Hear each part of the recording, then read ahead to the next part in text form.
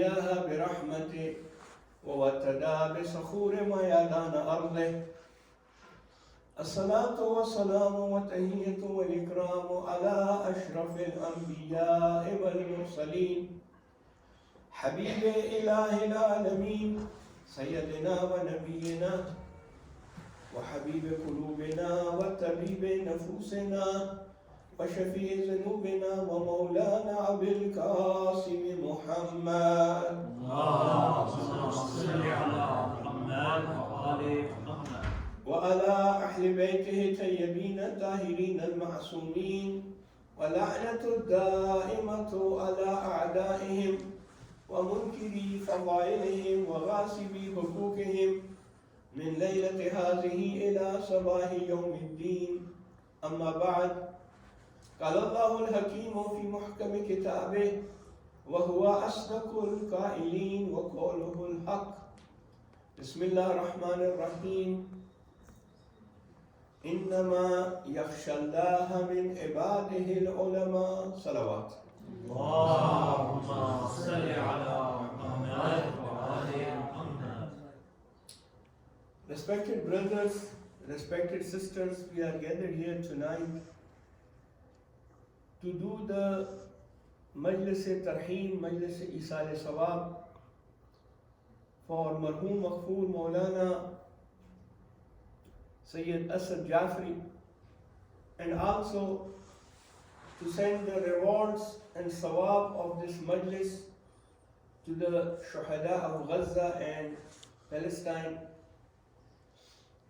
And also in Pakistan, some people are not aware, but a lot of atrocities is going on nowadays.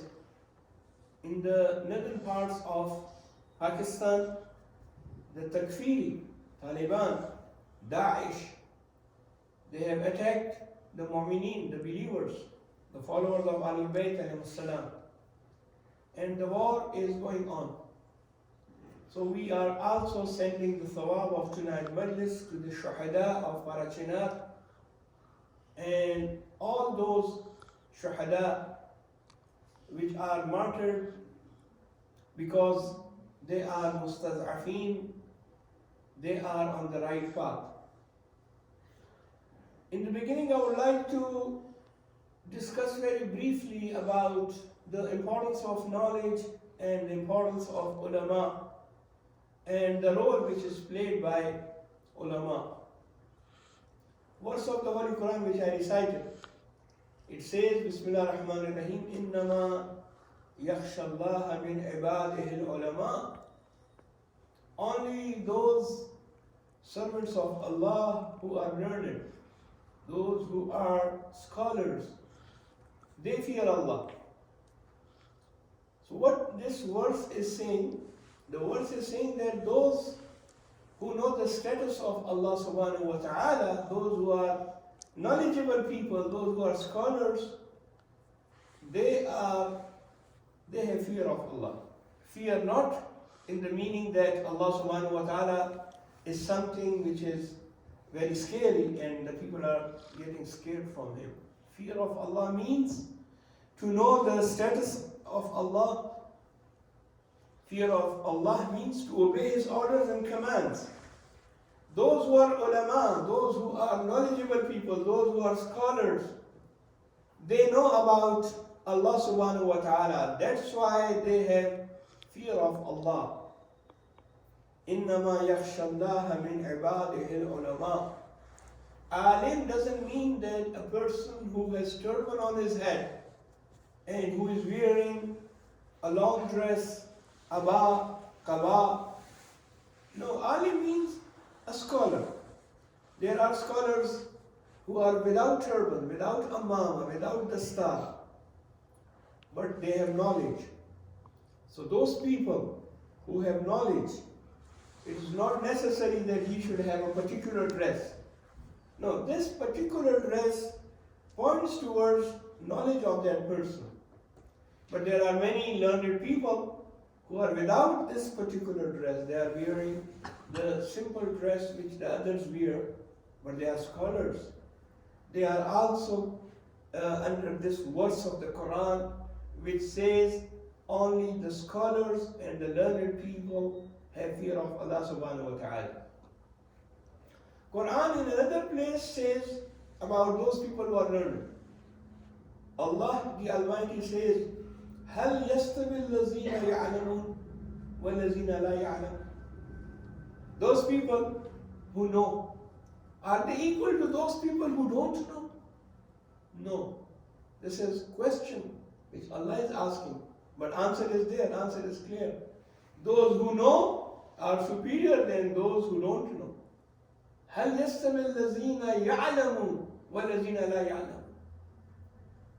Those people who are learned, those people who are ulama, they are not equal to those who are not ulama, those who are not learned people.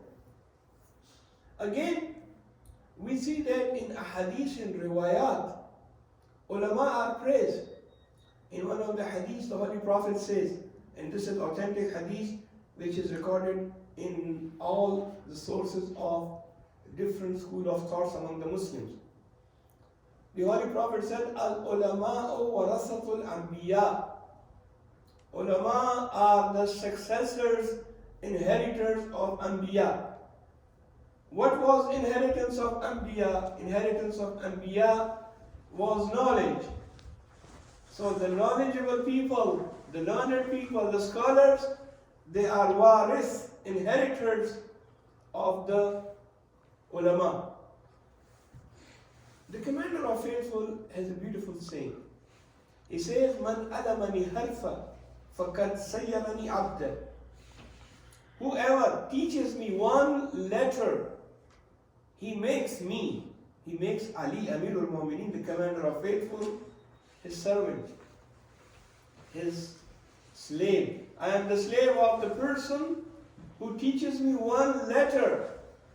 Now, with this, Amirul Mu'mineen is saying how important is teaching, how important are those people who are knowledgeable people and who spread their knowledge and share their knowledge with others. We have seen in our history those ulama who has written books, those ulama who has guided the people. Maybe for these ulama we have the hadith that one alim is better than 1,000 worshippers. Now the riwayat is different, 70 worshippers, 100, 1,000. Well, this is for ta'qeed, emphasize on a person who is alim, he is better than worshippers, many worshippers. Why? Because a worshipper, abid and zahid, is that person who prays to Allah subhanahu wa ta'ala. He is busy in gratifying Allah, and he is busy in doing and in remembrance of Allah subhanahu wa ta'ala. He is abid, zahid. This is good. Ibadat, zuhud is nice.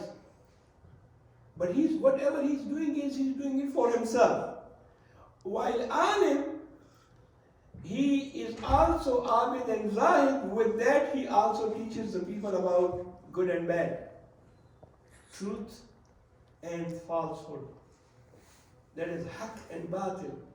If ulamas are not there, we will not be able to know which side is truth, which side is false.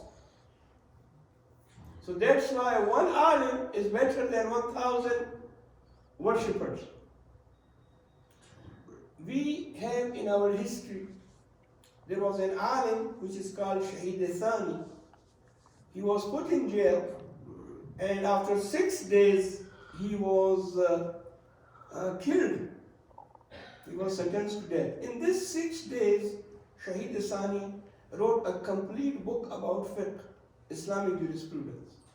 And he named it Al-Lumatu Dimishkiyya. So even the ulama which are in prison, they are still performing their duties. Shaheed Thalis, you might have heard his name. He used to live in Agra, one of the cities of present India. And he has a big tomb grave there in Agra, and the people go there, they visit the grave to honor him, Shaheed Thalis. He wrote a book by the name of Ihqaqul Haqq, 24 volumes, in which he has proved that the Mazhab of Ahlul Bayt is the correct Mazhab. And Shaheed Thalis was martyred because of the books and because of his views and opinion. Today we see that Shaheed Thalis, the people go there and visit his grave. Again, another scholar which was from India, which is called, his name was Nasrul Miller. He wrote a book, an encyclopedia about Imamat, which is published in 50 volumes.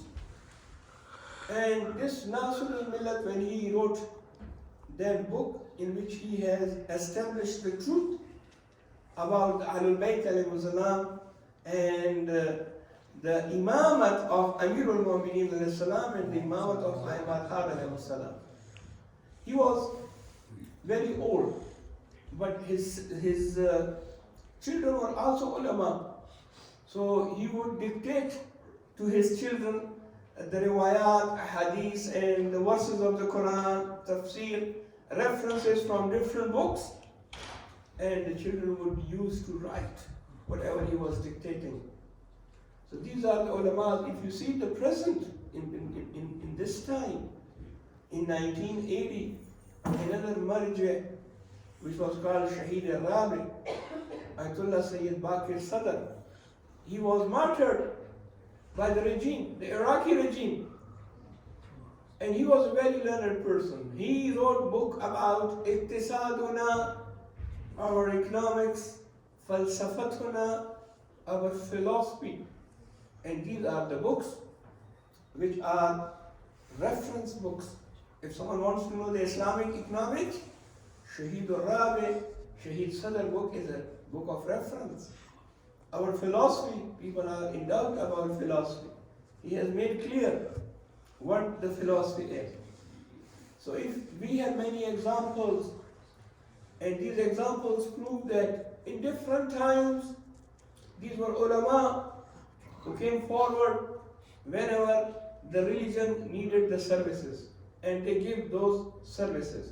There was a time, maybe 100 years ago, a great alim in Samirra by the name of Mirzai Shirazi.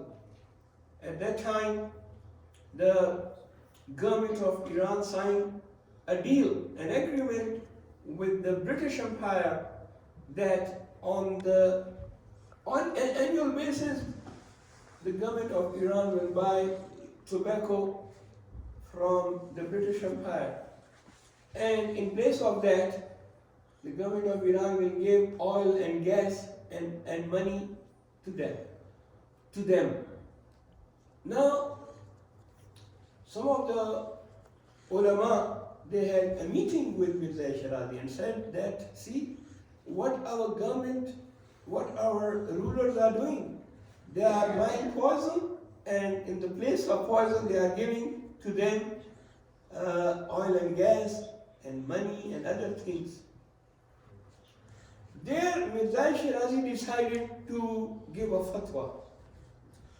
And he took a pen and wrote on a paper, ordinary paper, that my fatwa is, now onwards, whoever will use tobacco, this is like he is in war with the Imam of our time, Imam al-Hujjah, Ajalallahu Ta'ala Farajahu Sharif.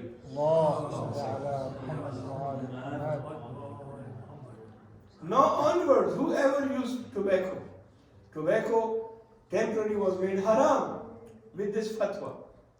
And this fatwa was distributed in all the Shia world, from Iraq, Iran, India, Pakistan, wherever Shias were living. And when they saw the fatwa of their marji, which says that now onwards it is as you are at war with the Imam of your time, they broke all the things in which tobacco was used. They were using tobacco in different ways. And they said, now onwards we are not going to use tobacco. And the government has to cancel the deed. And this is called Fatwa Tahrim Tambaku. And the government has to cancel the deed because the people said this is haram and we are not going to use it. There they realize the imperialism realized that these people they searched Islam in the fatwas of their ulamas, and they realized the power of ulama. Today we are gathered here to pay our respect to an alim who worked very hard for the community and who had a lot of he did a lot for the community in different parts of the world. And we saw that how the people gave respect to him. So many people attended his janazah. And so many people paid their respect to him because of his services, because of his knowledge, and because what he did for the youth and for the community. This is what the imperialism knows, that these ulamas are very powerful because of their knowledge. All this respect is not because of the wealth. Ulama doesn't have wealth. What they have is inheritance from the Prophet, which is knowledge. This is the power of knowledge. And al-ilmu nurun. This ilm, knowledge, is light. And this is a thing which makes a person more respectful. And the proof is, recently when we saw a sudden death of the alim, how the people pay their... If the people keep on paying respect to their ulama, the imperialism will come to know that the power lies with the knowledge, the power lies with the scholars, and then they will not be able to defeat us. Our success is in following our scholars. Qila li Amirul Mu'mineen, someone asked the commander of faithful, Ya Amirul Mu'mineen, who are the best people after Anbiya, Awsiya, Shuhada, A'imma? Amirul Mu'mineen said, Al-ulama iza salahu. The best people after the Anbiya, Sulaha, and Awsiya and A'imma are the ulama, with the condition that if they are good, iza salahu, if they are salih, if they are good, they are the best people.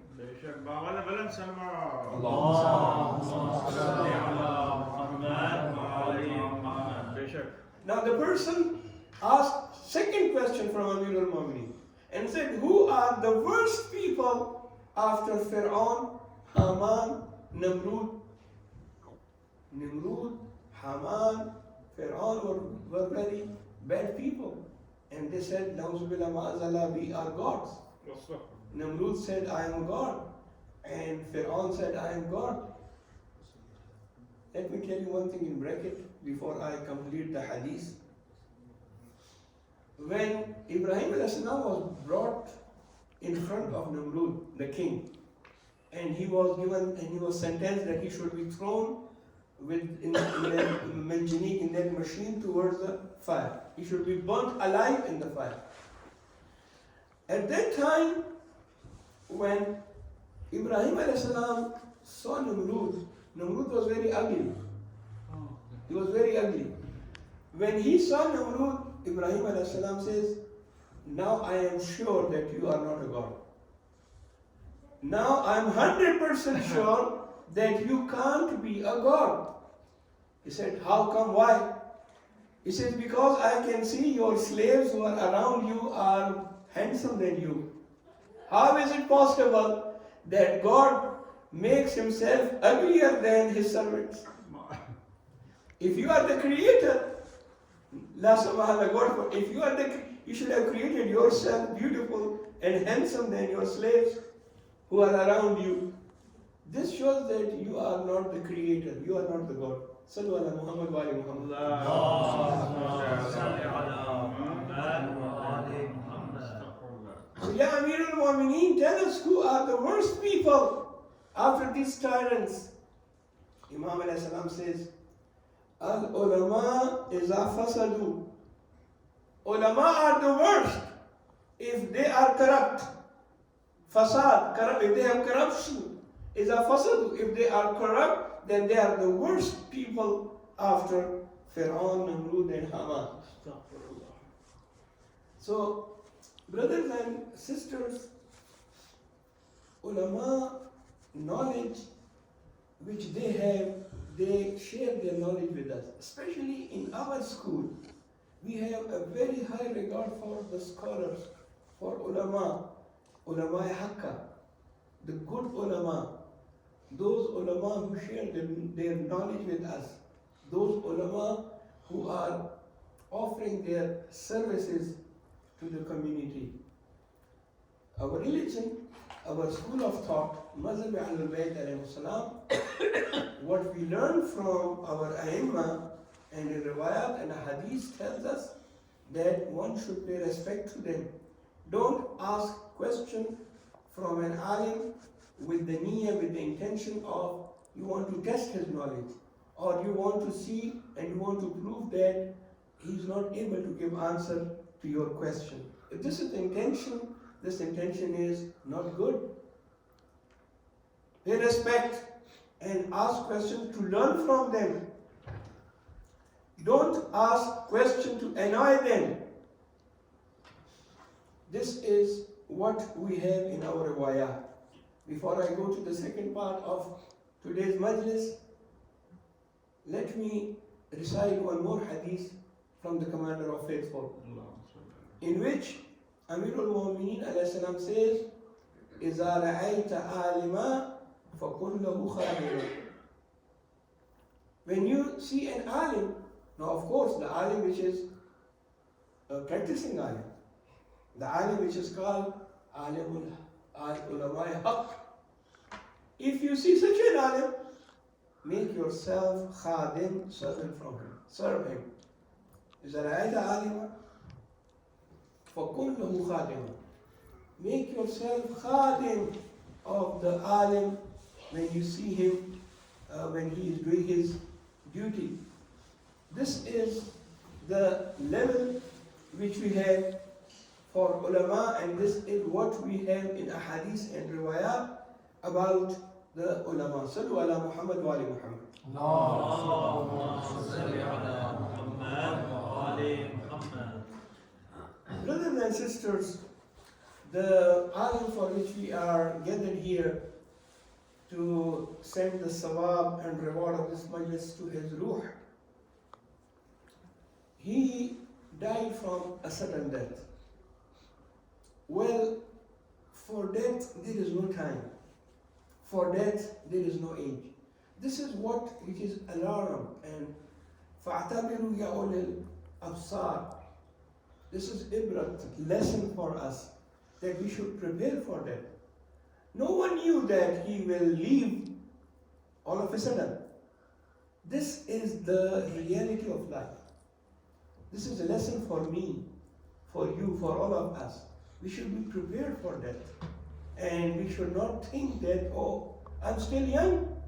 There is time that I'm going to live for a long time, and when I get old, then I will do preparation for death. This is wrong concept.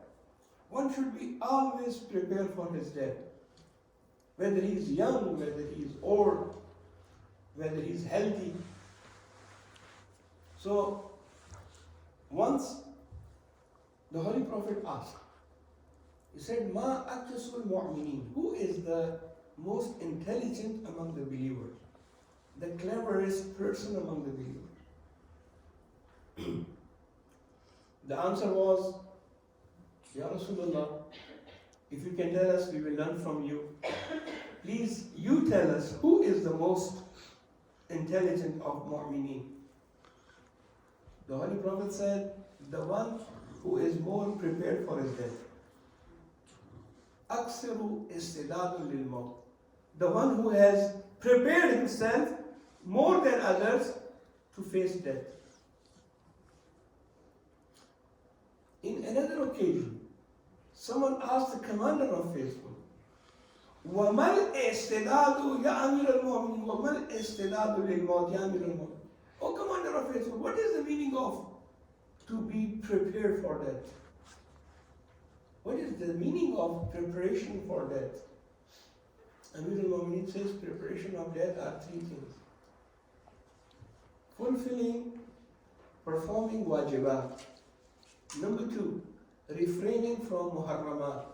Number 3, good character, good akhlaq, good ethics. This is called preparation for death. If a person performs his wajibat and he refrains from muharramat, the prohibited and forbidden things, and he has a nice ethics, good akhlaq, it means that he is prepared for death. He should not worry. And the word with the phrase which is beautiful, which is used then, he should not worry whether he falls on death or the death falls on him. If he has these three traits, if he has these three qualities, this is called preparation for death. Especially when the ruh and the soul from the body goes out, this is called alamul ihtizar. This is something which is very difficult time. So a person should prepare himself for this. How he should do that? Riwayat says, if he is doing sila rahim, that is good, his ties are good with his blood relatives, with his brother, uncle, others, sister, parents, then he will pass from this stage which is called alamul easily. As someone, the malaika has brought a flower near his nose and he smells the flower and that's it. Silatul Raham. Dua adila in the maut. There is a dua which is in Mafatihul Jinan. It is called adila in the maut. That is the time when the person is in problem because he is leaving the world. The ruh is going out of the world. At that time, Satan comes to him and tries to misguide him. He does that all the time, throughout the life of a person. But now this moment, which is very hard, at that time Satan comes to him and tells him, follow me, obey me, and I'm going to give you relief from this hard time. But if his iman, his faith is strong, he says, I haven't obeyed you throughout my life, why should I obey you now at this last moment? So if a person recites dua adila in the maut when he is alive, it helps him, this dua helps him to reject Satan at the time of ihtizar, which is called Jan Kandan, for which the Quran has a beautiful verse. Bismillah ar-Rahman ar-Rahim. وَجَاءَتْ سَكْرَةُ الْمَوْتِ بِالْحَقِّ ذَلِكَ مَا كُنْتَ مِنْهُ تَحِيدٌ. The sweat of the death, sweating. When a person is leaving, the soul is going out, sweat, he becomes, the sweat comes on him. This sweating, this last moment, which is alamul ihtizar, has to come. And you are running away from this, but you have to face it. The hardship of alamul ihtizar is there. That will have to come. So be prepared for that. I don't want to scare you or frighten you. These are riwayat, ahadith. You already. I'm trying not to be very strict, otherwise if I start all the riwayat and ahadith and the verses of the Quran about death, then you will be scared. But Alhamdulillah, I am going very lenient and I am not reciting everything clearly. Let me end my majlis with one of the aqaid which we have. And this aqaid is also for the, even for the, those who are not Muslim, they also have this aqidah. And this aqidah which we have comes from some of the riwayat and ahadith. And that is flashback. When the person is leaving the world, he, as a flashback, whatever he has done from his birth up to today, that comes in few seconds in front of him. Well, this is from riwayat of Ma'sumin alayhi salam.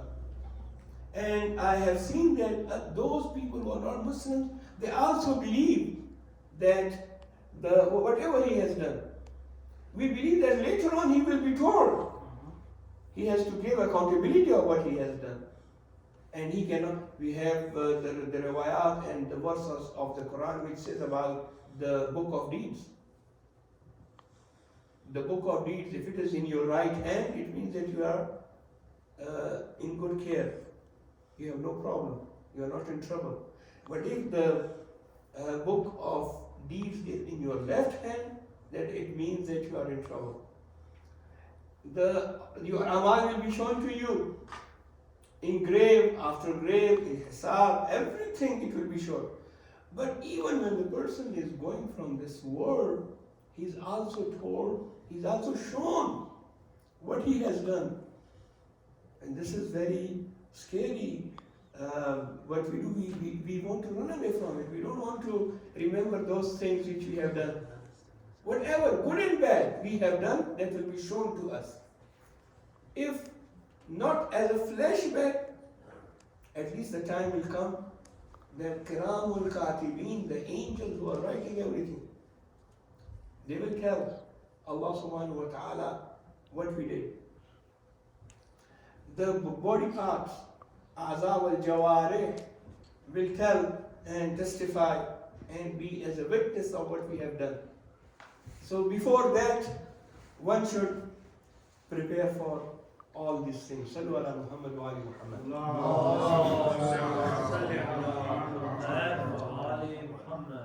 Well, we have in our tradition that when such things happens to our family members, to our friends, we remember Shuhada Karbala, which gives us tranquility and solace when we remember what happened to Shuhada Karbala. Yes, we are very sad about the sudden death of our friend, as a scholar and alim, and all what he did for the community. His ajr is with Allah subhanahu wa ta'ala. It is hard that his father-in-law, for his father-in-law, it is very hard for his mother, very hard for his brothers, sister, youth, community members, for all of us. But we remember Hazrat Ali Akbar.